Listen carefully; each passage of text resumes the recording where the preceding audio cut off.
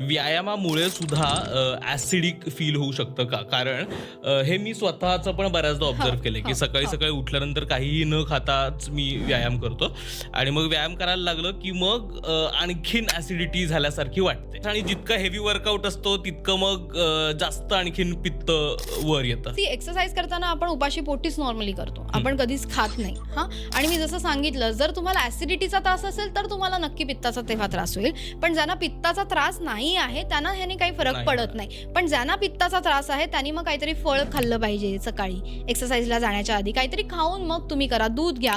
पण तो पण हलका आहार पाहिजे. हां, नाहीतर काय होईल, आम निर्मिती होते. जर तुम्ही एक्सरसाइज करण्याच्या आधी खूप हेवी मील घेतलं असेल आणि एक्सरसाइज केला तरीही चालत नाही. आयुर्वेदात ह्याने सांगितलंय, की ह्याने आमवात तयार होतो शरीरामध्ये. सो अच्छा. ते करणं चुकीचं आहे.